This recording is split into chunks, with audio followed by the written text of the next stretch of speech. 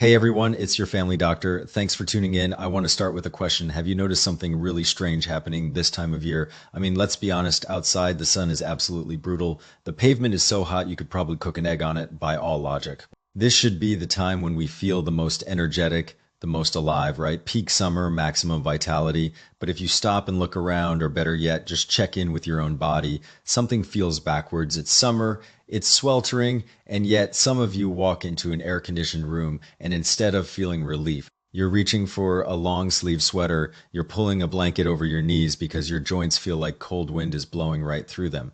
It's the middle of the day, bright, sunny, full daylight, but your eyelids feel like they're weighted down with lead. You can barely keep them open. Your head feels thick and foggy, like someone poured glue into your brain. Reading, working, even driving. Focusing on anything feels like pushing a boulder uphill, and that motivation, it's just gone. Then there's the gut stuff. You have one iced drink, and within 20 minutes, you're rushing to the bathroom. You eat a couple of slices of delicious summer watermelon, just two or three, and your stomach starts cramping and complaining. And don't even get me started on cold drafts.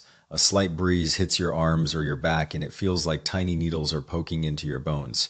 That deep, nagging, achy pain. Now, here's the really frustrating part. You go to your doctor, they run all the standard tests, x-rays, MRIs, full blood panels, and everything comes back normal. They might tell you it's suboptimal health or autonomic nervous system imbalance. They give you a prescription, but honestly, the meds don't seem to make much of a difference. But if we step back and look at this through the lens of traditional medicine, which, by the way, has been observing and documenting these patterns for centuries, the explanation becomes surprisingly clear.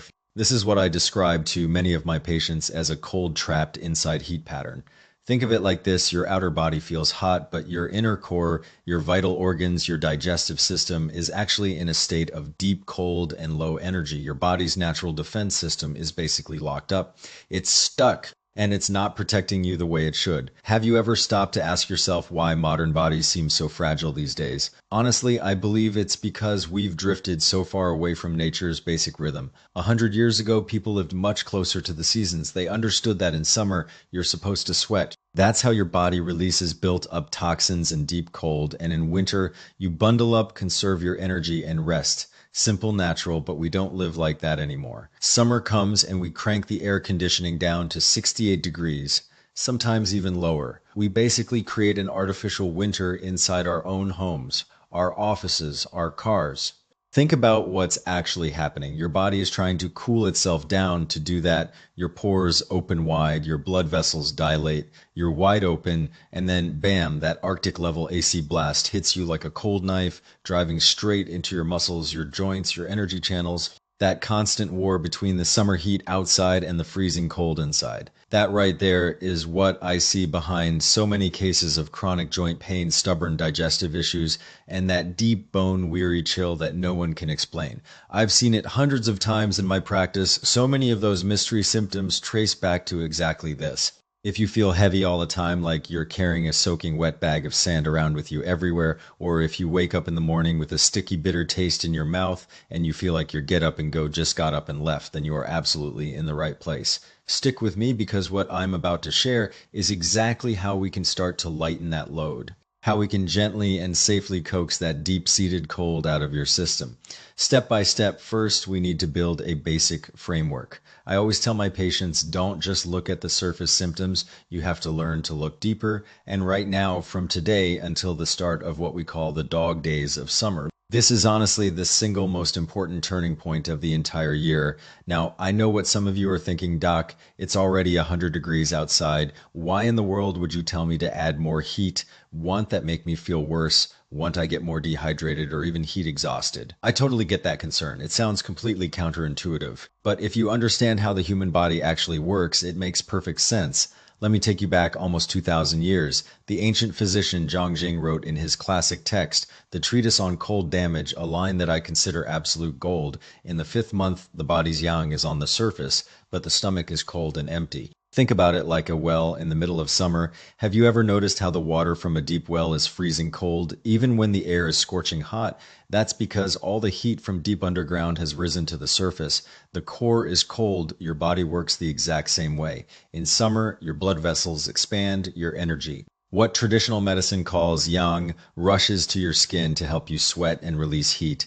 That means your core, especially your digestive organs, is actually in a relatively weak, cold, and vulnerable state. Your stomach, your spleen, they're running on empty. If you don't protect that small, precious flame and instead you're drinking iced lattes, cold beers, frozen margaritas, and eating ice cream by the pint, you're literally pouring water on your own internal furnace. You're putting out the fire. Picture an old-fashioned boiler. The outside is blazing hot, but the water inside is ice cold. If you don't add fuel to the fire and you keep dumping ice into the boiler, that boiler is going to shut down. It's going to fail. That's why the ancient Yellow Emperor's classic of medicine kept emphasizing the principle. Nourish your yang in spring and summer. It means we have to use the powerful energy of the external environment, the summer heat, to reignite that dying flame inside us. We use the outside heat to evaporate the deep cold and dampness that have been hiding in our bodies. Now, here's the really good news. A lot of people think that taking care of your health is expensive and complicated. They think you need rare herbs, expensive supplements, or exotic superfoods.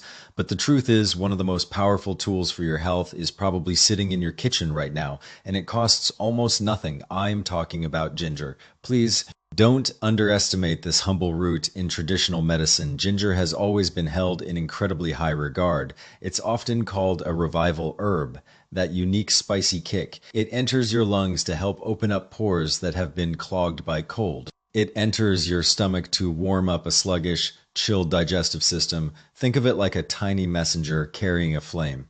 It patrols your body, clears out blockages, and slowly melts that internal ice. Here's an old saying that I absolutely love: eat radish in winter, ginger in summer. And you won't need a doctor to write a prescription. That's not just folklore, that's centuries of real-world observation and practice. And why this specific time? Because from now until the dog days arrive, nature's yang energy is at its absolute peak. It's the strongest, most expansive energy of the entire year. Think of it like a powerful gust of wind. If you want to do a deep spring cleaning of your house, you wait for the wind to blow. That's when you open all the windows and let everything fly out. That's exactly what's happening now. If you spend this month gently warming your core with ginger every day, you're working with that external force. You're doing inside-outside teamwork. Then, when the dog days really hit and your pores open wide, that deep cold that has been hiding in your joints for years, maybe even decades, will be pushed out through your sweat.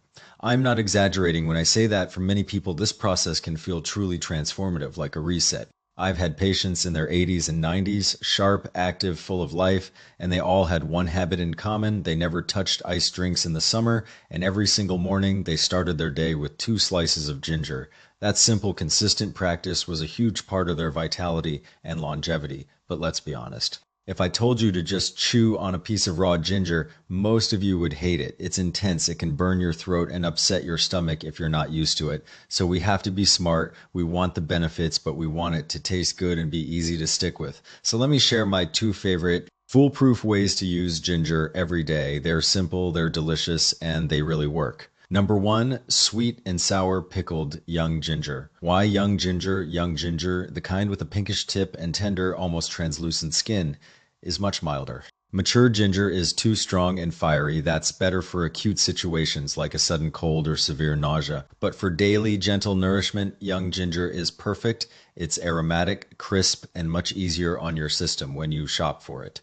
Look for the ones with a reddish tip and firm, pale flesh. Now, here's a critical step that most people get wrong. Do not peel it. The flesh of ginger is warming, but the skin is cooling together. They create a natural balance. If you peel it, you lose that balance and it becomes too hot.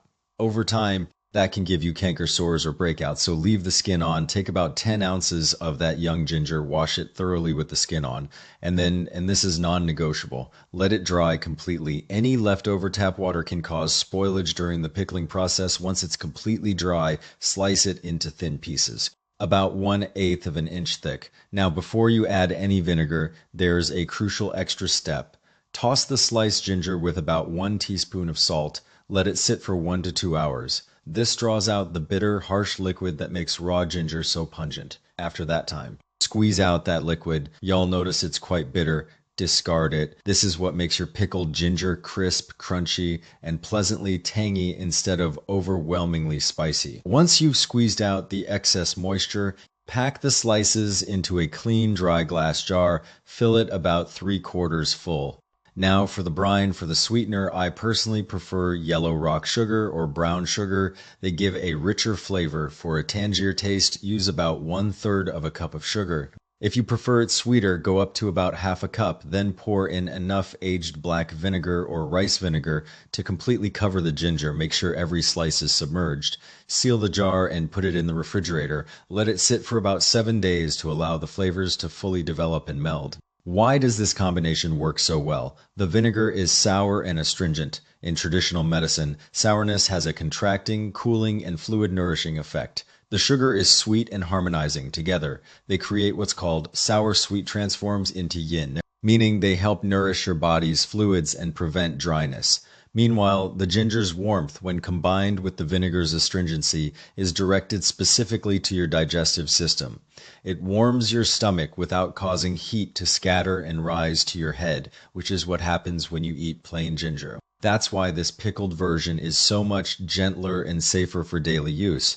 Now, the timing of when you eat this is just as important as how you make it. This is the part you really need to remember. The absolute best time to eat pickled ginger is between 7 and 9 o'clock in the morning. Why? Because in traditional medicine, this is the time of day when your stomach meridian is most active, your digestive system has been resting all night, and it's ready to wake up. It needs a gentle, warm nudge to start the engine. Having 2 or 3 slices with your breakfast is like pressing the start button for your entire day. It jumpstarts your circulation, wakes up your digestion, and sets a strong, clear, energetic tone for the next 12 hours. But please, and I cannot stress this enough, do not eat it after noon, and definitely not in the evening. In the afternoon and evening, your body needs to shift into a different mode, calming down, conserving energy, preparing for rest. Eating ginger at that time, with its dispersing and stimulating nature, is like setting off fireworks in your living room at 11 o'clock at night. It's going to keep you awake, disrupt your sleep quality, and over time,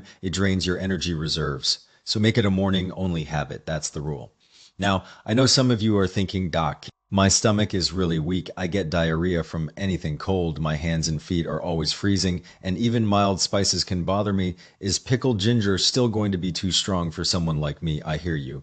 And if that genuinely sounds like you, then I think you're going to love the second approach I'm about to share. This one is even gentler, and it comes from the exact same ancient wisdom. It's called ginger date tea, and it's a classic combination for a reason. Here's the beautiful logic behind it. Ginger is pungent and dispersing. It's your frontline soldier. It goes out, attacks the cold, and drives it out. But ginger can be a little too aggressive on its own. It can scatter your energy and dry out your body fluids. That's where the red dates come in. Red dates are sweet and warming, but they're also nourishing and harmonizing. They stay behind and protect your digestive system. They replenish the energy that ginger uses up. They're like the quartermaster supplying the troops. Without the dates, ginger can leave you feeling dried out and thirsty. Without the ginger, the dates can be too heavy and sticky, causing bloating and indigestion.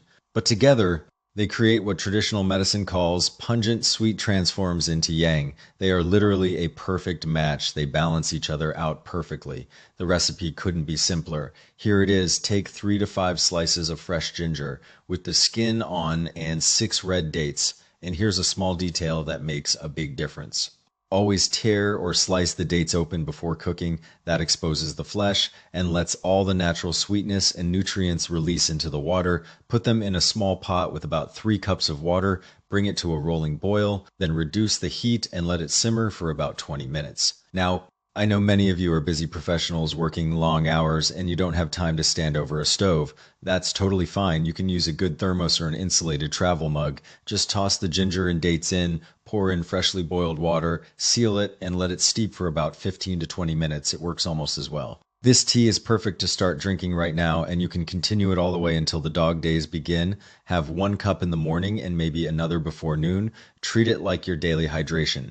But within reason, 1 to 2 large cups a day is plenty. What happens when you do this consistently after a week or two? Many of my patients notice something really encouraging. That cold, bloated, gassy feeling in their belly starts to fade. The constant indigestion improves, and that long-standing issue with loose, unformed stools, it starts to become more normal, more solid, more regular. These are real. Tangible signs that your internal energy, your yang, is coming back online. That important fire in your middle is being rekindled. But I have to give you a very important warning here. When you're trying to heal and restore your body, please don't rush it. This is not a quick fix. Traditional medicine is about cultivation, not repair. We are not like mechanics fixing a broken car. We can't just hammer out the dents and replace a part. The body is a living system. It responds to gentle, consistent, patient care. We have to work with its rhythm, not against it. Now that I've told you all about how and when to use ginger, I also need to talk about who should be careful, who should not use ginger, or at least use it very cautiously.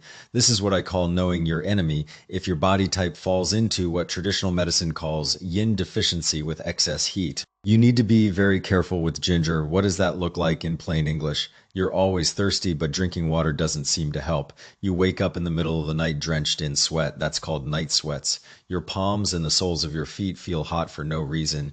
You feel restless, irritable, like there's a low-grade fire burning inside you. And if you look at your tongue, it's red and it has very little or no coating. It looks dry and almost raw. That means your body's fluids and cooling reserves are severely depleted for you. Adding ginger would be like adding fuel to that fire.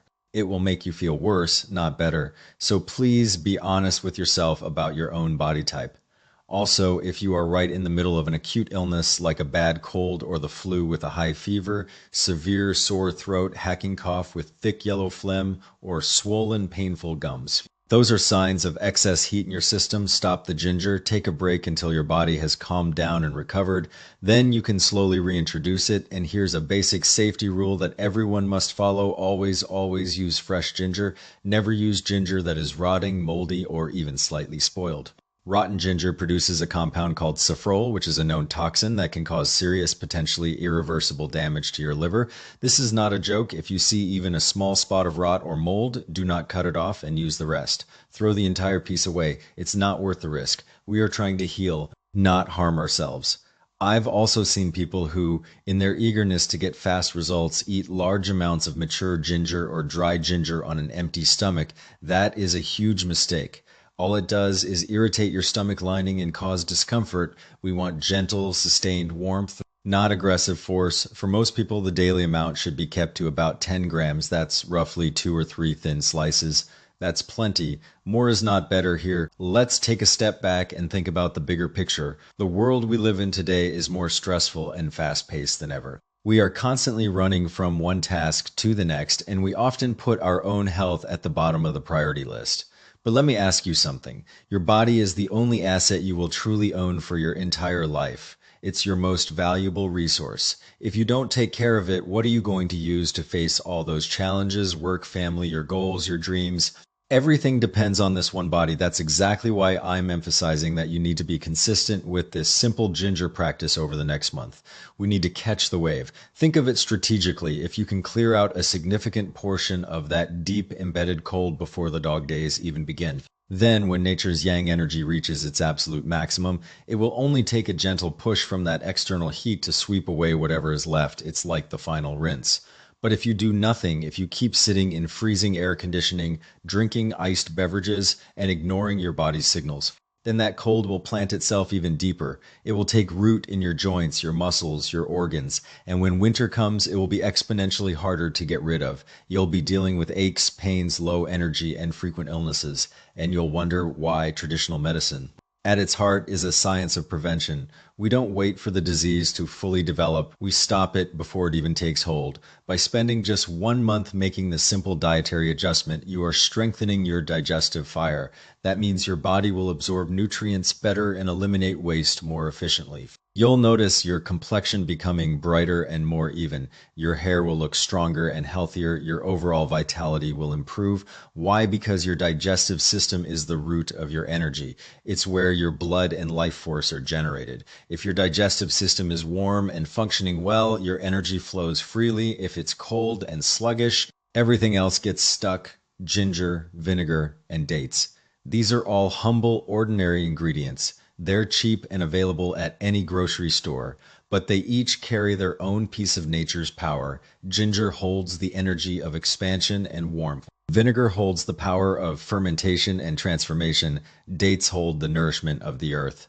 When we combine them with knowledge and intention, we create something truly powerful. You don't need expensive, exotic supplements from some faraway place. In fact, most of those expensive products are hard for your body to absorb anyway, and they often just become a burden on your digestion. The real gems are right in your kitchen. We just have to remember to use them. So here's my challenge to you for the next 30 days. I want you to build a simple, realistic, doable daily routine. When you wake up, drink a glass of warm water first thing. It gently rehydrates and wakes up your digestive tract. Then, with breakfast, eat 2 or 3 slices of that pickled ginger. If your schedule allows, brew a batch of ginger date tea in the morning and sip it slowly through the late morning. That's it, no expensive products. No complicated rituals, just 3 small habits. And if you stick with them for a full month, I believe you'll notice real changes. You'll start to feel that heavy, I just can't get going feeling slowly fade. That sensation of wearing a wet, heavy blanket all day will start to lift. You'll feel lighter, walking will feel easier, your energy will return. And I wouldn't be surprised if your mood improves too, because here's something many people don't realize. Your physical energy is directly tied to your emotional state. When your internal yang is strong and flowing, you naturally feel more optimistic, more resilient, and more open. When your yang is weak and blocked, you're more prone to worry, doubt, irritability, and even low-grade depression. So when we nourish your physical energy, we are also nourishing your courage, your spirit, and your ability to handle life's ups and downs. Now, I want to talk about sweat because this comes up all the time with my patients. A lot of people spend their entire summer in air-conditioned spaces and never break a sweat. Honestly, I consider that a real missed opportunity. In traditional medicine, sweat is called the fluid of the heart. Sweating isn't just about cooling down. It's one of your body's primary ways of releasing toxins, waste, and most importantly, that deep trapped cold. When you start using ginger and your body begins to warm up, you might notice that you start sweating more easily. And I'm not talking about drenching, heavy exercise sweat. I'm talking about a gentle, comfortable, even warmth, a glow. That is a fantastic sign. It means your internal energy is finally strong enough to push that cold toward the surface and out through your skin. But here's the critical warning. Please do not, under any circumstances, jump straight into a cold shower or stand directly in front of an AC vent when you're sweating. This is one of the biggest mistakes I see. You've just managed to push some of that deep cold out to the surface trying to release it, and then you blast yourself with cold air or cold water. Your pores slam shut instantly, and all that cold you were trying to expel gets trapped right back inside. You've undone your work. What we want is a gentle, steady, comfortable warmth. We want to feel like we're gently glowing from the inside out, not exhausted and drenched, but comfortably warm. The philosophy here is moderation in everything, not too much, not too little, just right. And I know some of you are going to be impatient. You're going to start this routine, and after 3 days, you'll think, Doc, I'm eating my ginger, I'm drinking my tea, and I still don't feel different. Is this a waste of time? Please shift your perspective. If you've been carrying this deep cold in your body for 10 years or 20 years or even longer, do you really expect 3 days of ginger to wash it all away? That's just not realistic. Think of it like an iceberg. It took years to form. It's going to take consistent, gentle warmth to melt it. It's like defrosting a giant freezer. You don't take a hammer to it. You turn up the heat, you wait, and slowly, layer by layer, it melts. If you stay consistent, I promise you, the cumulative effect will be real. By the time the dog days actually arrive, when everyone around you is feeling sluggish, groggy, and weighed down by the heat, you'll be the one who feels light, clear, and genuinely energized. You'll feel that difference. And please don't forget that this works best when you also pay attention to your daily habits. In summer, the sun rises early. I encourage you to wake up a little earlier than usual. Step outside in the early morning, not when the sun is scorching, but when it's gentle, and breathe in that fresh morning air. That's a wonderful way to absorb pure, clean yang energy directly from nature. And one more thing, please avoid staying up late. Late nights are brutal on your body. They especially damage your liver and gallbladder energy, and they drain your yang faster than almost anything else. Think about it. You spend all day carefully building up that energy with your ginger and your tea, and then you stay up until 2 in the morning. You've just given away everything you worked for. It's like filling a bathtub with the plug wide open. So using ginger is your income. Getting good sleep and avoiding cold foods and drinks is your savings. You need both. You need to build your energy and also protect it. That's how your internal energy bank grows. And honestly, taking care of your own body is the single best investment you will ever make. It's the only investment with a guaranteed return. I know I covered a lot of ground today, but if you boil it all down to one core idea, it's this: nurture your yang, protect your inner warmth. Everything else flows from that. I sincerely hope that this summer, using these two simple, practical, food based approaches, you can find your way back to a more vibrant, energetic, and resilient version of yourself. Let's always remember your body is your only true permanent home in this world. It's the only place you get to live. It deserves to be kept clean, comfortable, warm, and well cared for. Please don't wait until the roof is leaking and the walls are cracking to start making repairs. At that point, the effort and cost are so much greater. A little maintenance now goes a long way. Thank you for taking the time to listen today. I hope you found this helpful. If you're trying any of these suggestions, drop a comment and let me know how it goes. I'd love to hear from you, and as always, a gentle reminder: this is for educational purposes only. Always consult your own doctor before making changes. If you're dealing with any health concerns, please schedule a visit with your primary care doctor. I'm here to help you understand the science, not replace professional medical advice. Take care of yourself, and I'll see you in the next one.